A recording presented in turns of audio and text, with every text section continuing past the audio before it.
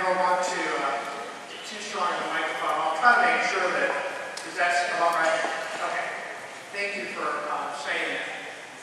Our objective tonight really is to share information with you and to try to educate our community, our parents, our staff regarding some financial information and also enrollment. There will be an opportunity to make comments or ask questions. We have two people in either aisle, Mary on this side and Alex on this side. They have wireless mics. So if you have a question at some point, we're going to get a microphone to you so that everybody can hear. And then also we'll talk a little bit about some of our next steps. I do have some suggested protocols for the question and answer part. If you would take the mic and if you would just share with us your name. And also direct your question to the presenter. So if it's my set of slides, then you would direct the question to me. If it's Jeff, direct it to him, and if it's Doreen, direct it to her. We're going to try to have about a 3-minute limit on the question and answer, and that way people that do have questions will have enough time to do that. Part 1, I have about 5 or 6 slides, and most of mine are going to revolve around enrollment and demographic projections. I do have a little bit of financial information from the Regional Office of Education. I'm going to show you a history of sections and average class sizes since 2006, and then also our latest enrollment as of the 6th day of the school year.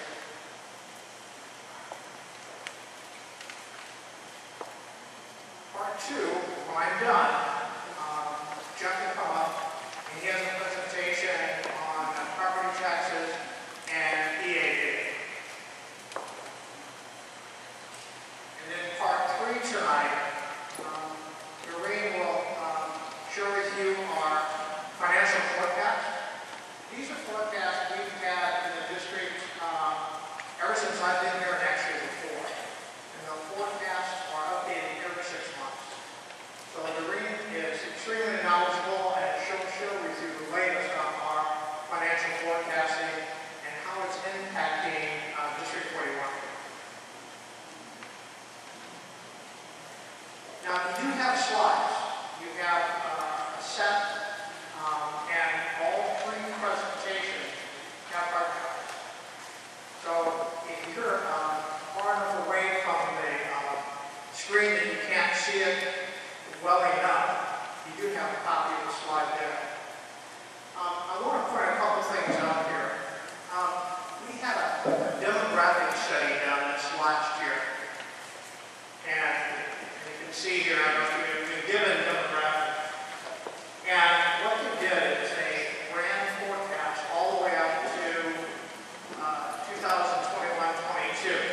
And so what you see in this row are their numbers. What you see here are actual 6-day enrollment. And the row underneath that, you see the difference between the projection and actual. You have to remember, though, that these numbers were projections. The row that I think really hits home is I added a row, and what it shows is the difference year to year, actually.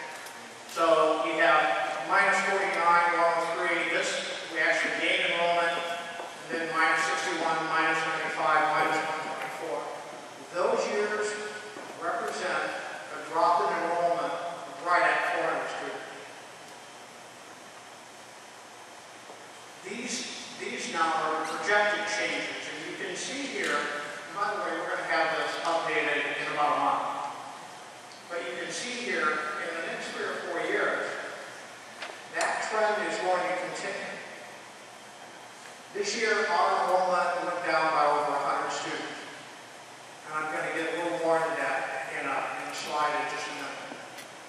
can see here that currently, with what we currently have and what's projected,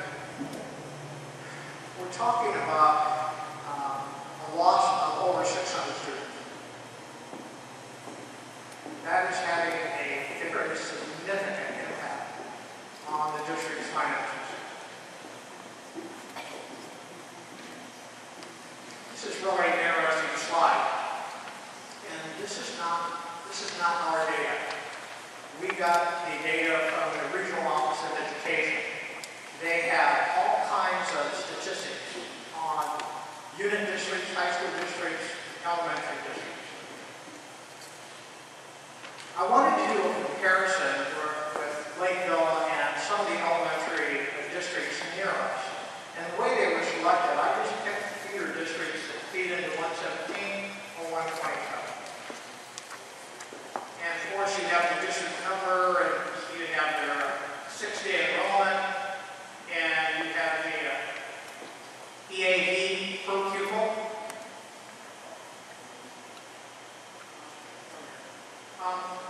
In the column that says EAD per pupil, you can see here there's quite a range.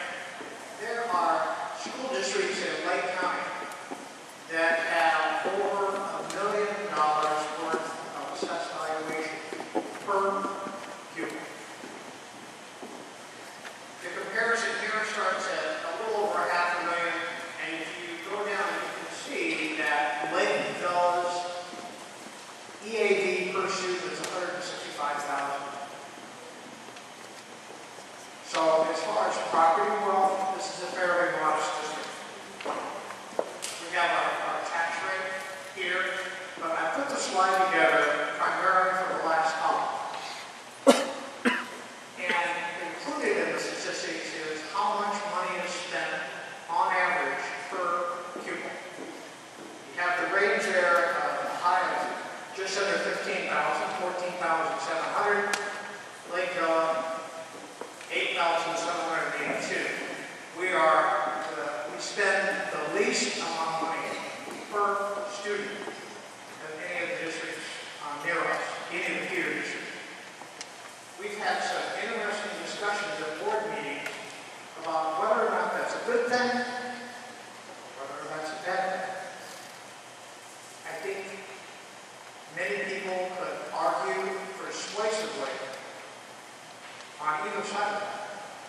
But District 41 has a long history of being careful with money. And it's really reflected in the statistics.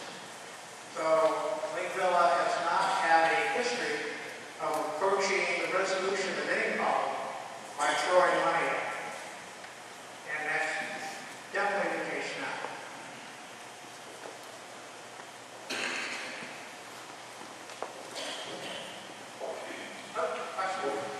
Could you please explain EAD? What's that? What does EAD stand for? EAD. I'm sorry, Equalized Assessed Valuation. And Jeff's going to talk more about that. So how has this impacted this declining enrollment for the last several years? We keep very close tabs on this, and this is a graph showing the number of sections. And by sections, I mean the number of kindergarten classes, first grade, second grade, seventh grade, and on up. In 2006, 2007, we got 143. This year, we have 127.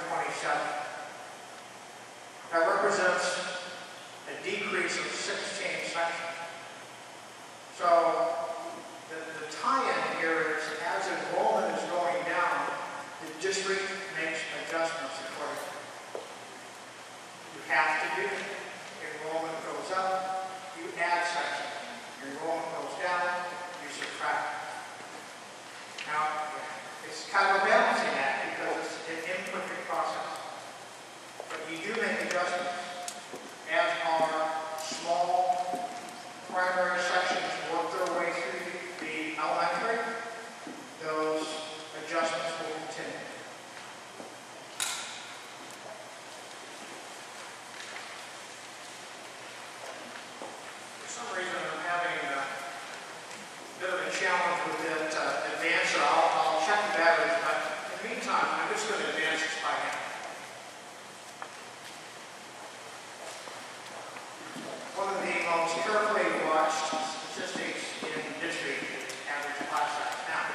This is an aggregate number. It deals with an aggregate number district-wide.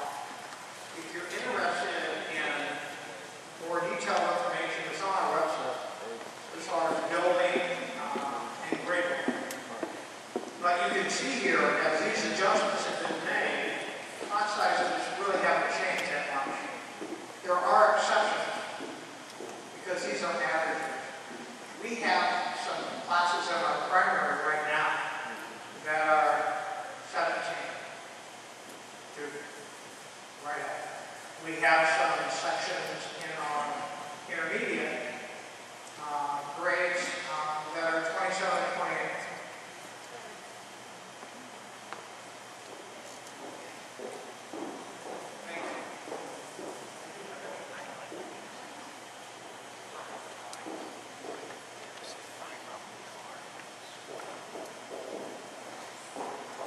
So this is a really important statistic because what we're interested in knowing is, as we reduce sections, are we able to maintain our concept? And so far, we've been able to do that pretty well. The challenge is, the smaller your buildings get, the fewer sections you have to spread students across, the more challenging that becomes. When, I'll show you the next slide. Okay. When I came to District 41 in 2006, every building, every elementary building in the district was a 4-section building. We only have one 4-section building left, and that's Martin. Fleabag is now a 3-section building. 2 sections in kindergarten. Cooper and Thompson are next between 3 and 4.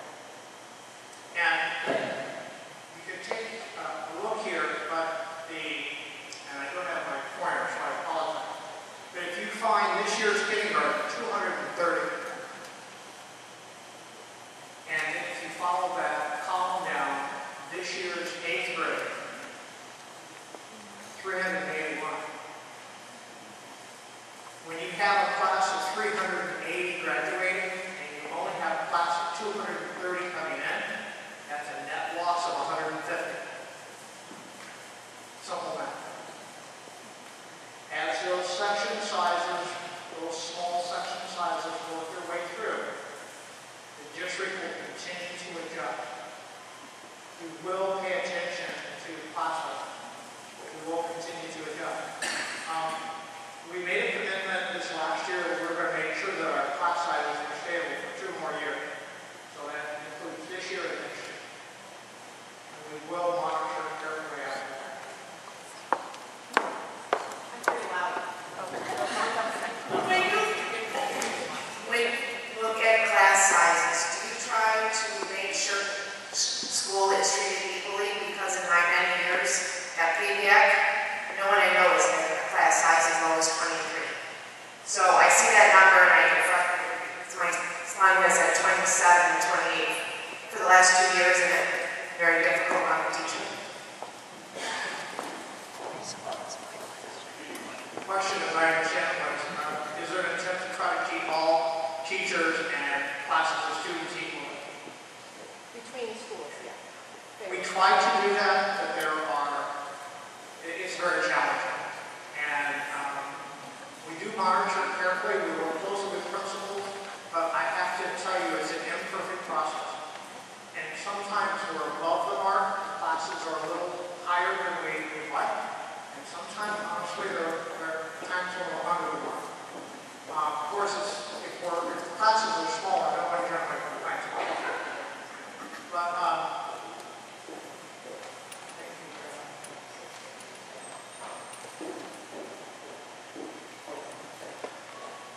the fewer sections you have in your building, the more challenging it gets.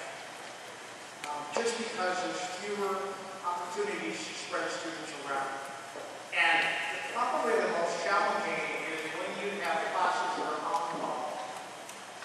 And when I say that, typical size is anywhere from 75 to 78 or 79 students. Is that 3 sections?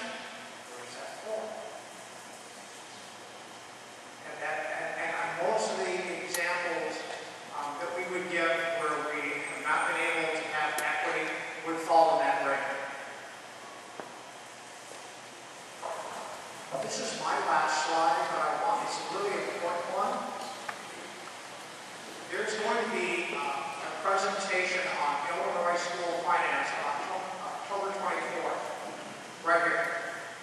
I have a guest coming. His name is Tom Kirsten. He's a retired superintendent. He's a professor at Roosevelt University. He's an author of at least one book that I'm aware of. Tom has an unusual ability to take a very complex subject and explain it in words and terms that ordinary people can understand. And I've seen him do this twice now. Once with our Board of Education at a board dinner last spring, and then also more recently with our Financial Advisory Committee. And their reaction was, you really have to get this guy back and put him in front of a larger audience. So on October 24th, he will be here. That's the only thing on the agenda that time. It's just Illinois school finance. There is information on our district's website under the finance tab. And we try to work really hard to keep that up to date. Tonight's presentation, slides, and the video will be on our website. So you can learn your own set of slides if you want to go back and see the video again, or for anyone that couldn't make it tonight. Financial Advisory Committee, this is the second year now that we've had this committee at work. And they're going to look at a number of things in our district. Reconfiguration of schools is one topic. Referendum is another. And student activities and program will be another thing. So those are the ones that are going to focus on. We are planning to have, I'm going to jump down to the last bullet point. We are going to have another community forum in January. And at that time, we're working with the Financial Advisory Committee. We'll come back later and we will share with all of you. Also, you can email the Financial Advisory Committee. It's not an email and then a response. You get a response, but it's an automatic response. But anything you write, any concern you have, or any question will be shared with the committee. It comes to my email. It will be shared with the committee. And anytime those emails come through, I always share them with the Board of Education. So anything the Financial Advisory Committee is seeing, any question that is written, I always share it with the board. So we're ready to go to part 2. Are there any questions before we go on?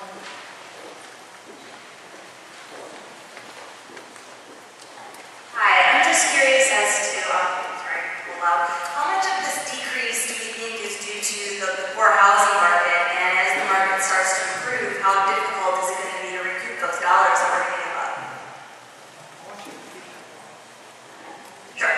I wanted to comment on how much of this decrease in enrollment do we think is due to the housing market and the condition that it's in, and as the market starts to improve, how difficult is it going to be to recoup those lost dollars that we're foregoing? You know, I have a business manager who does this, but I did quick calculations today on those. All I did was take the general state income and then multiply by the number of students. That was $2.5 million. But I think the impact is even greater than that. I don't see a way to recoup that until our loan stabilizes maybe goes up again. The thing that makes our situation so challenging is the state has their own financial issues. And I'm sure you're well aware of that.